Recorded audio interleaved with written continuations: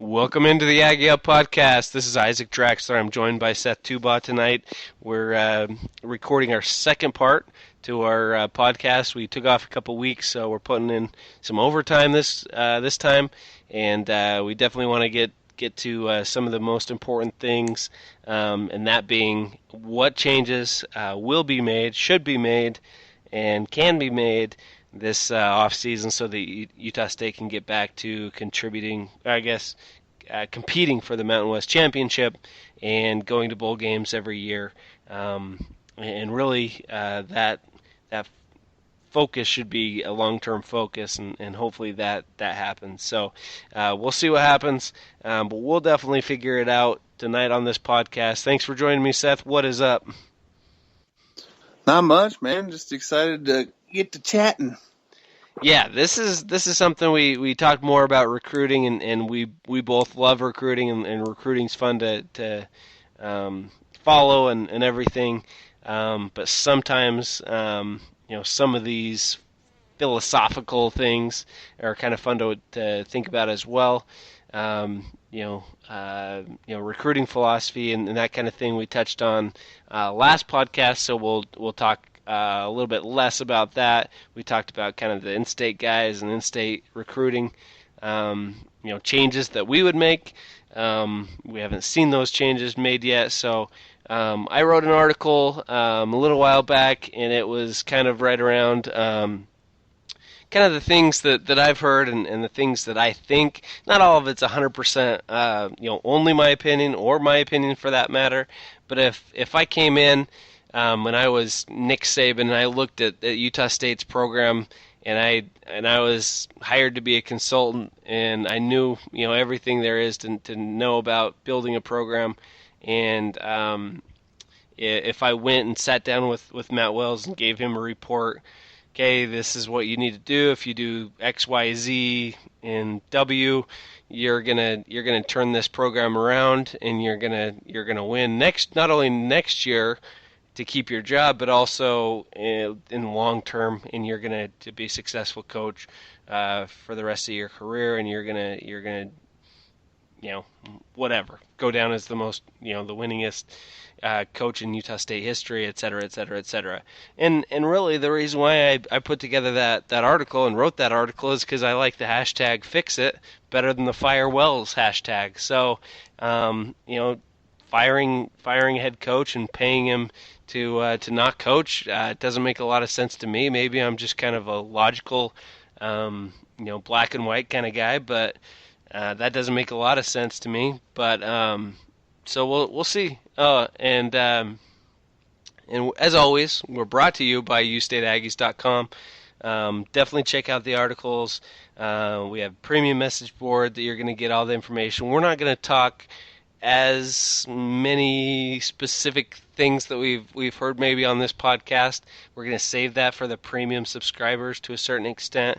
We may mention a few things, but get into more detail on the premium stories and premium message boards. So keep that in mind. Definitely going to get all of the 100% of the information on the premium message board, and even some of the premium subscribers and different people I've DM'd and messaged and texted and different things like that to tell them different things that I've known in the past. So it's something that you're going to get your money's worth.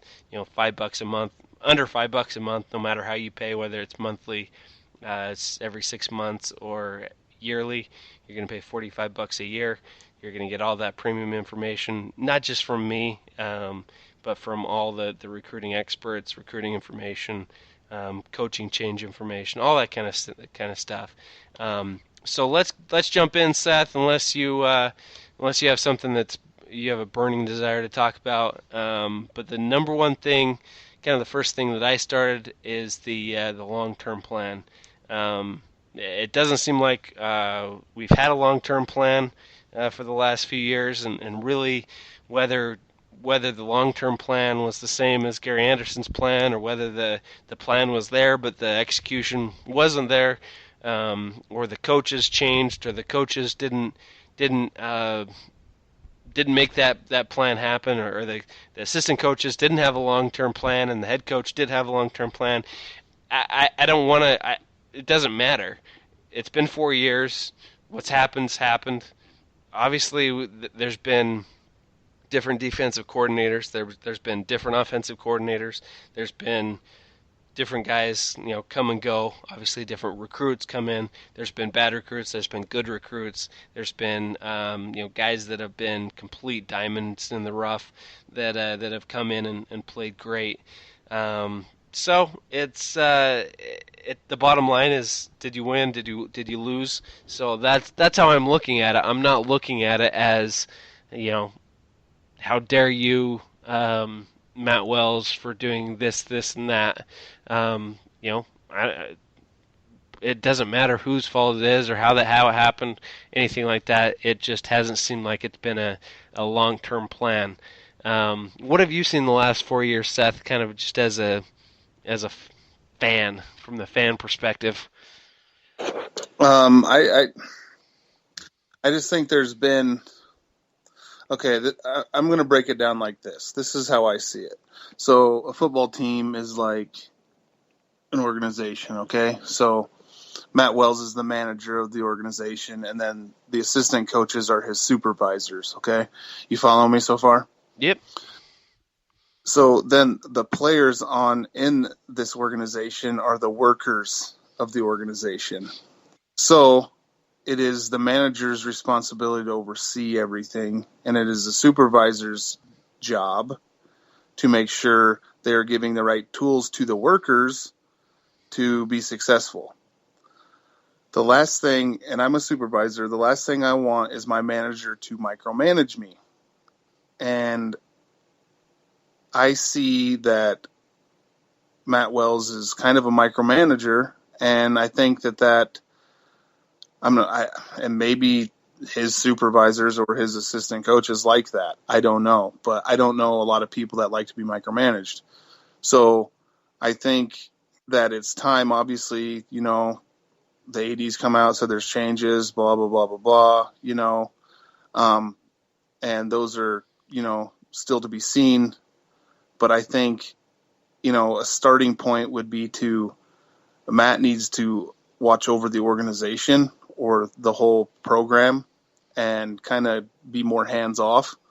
I just, as a fan perspective, you watch it, and I sit pretty close to the opposing team bench, and I watch how their coaches interact with the players and how the coaches interact, the players interact with the back and forth, and just an example of the San Diego State game. Rocky Long, in timeouts, the dude's 20, 30 yards away from the players in the huddle. He's all by himself. He's letting his coaches / supervisors do their job. They're coaching him. He's, and he's out of it.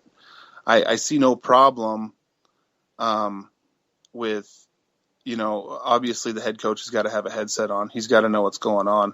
And I have no problem if it's, 4 minutes left in the game, you're down by 4 points. It's a fourth down, 4th and 1. Are you going to punt? Are you going to go for it? If the head coach wants to come in, supersede what, the offensive coordinator wants to do, talk about it, whatever, make the call, do the play call on that one. I think as a head coach, you have all the right to do that. But to take over a whole game and just, what's the point of having 2 offensive coordinators if they're not going to be calling the plays and you're going to be calling the plays? You got to give them an opportunity to succeed or fail.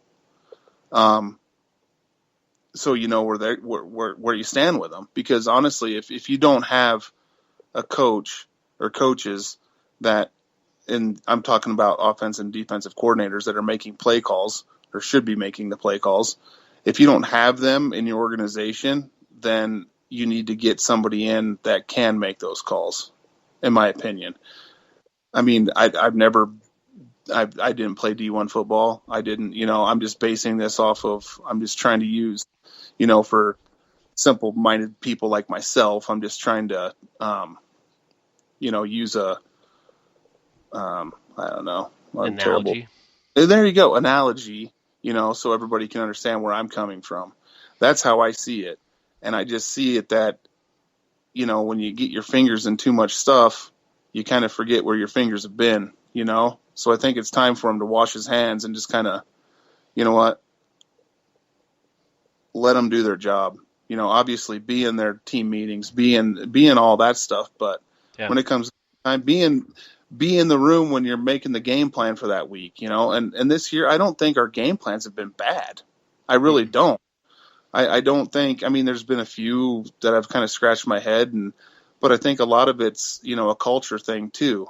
And it Yeah. just we've played really good in the first one or two quarters, and then the third quarter it's like, well, where in the hell did that team just go? You know what I Yeah, mean? and two What things to expand on that an analogy is one, I agree with you where you're going as far as the adjustments that need to be made. Sometimes those adjustments don't get made as maybe as if the head coach is the offensive coordinator. And my first point, I guess, going back to my first point or second point, whatever, however you want to look at it, is Matt Wells might be the best play caller in the world, and he may not. If you ask him to his face, are you a micromanager, he might say no.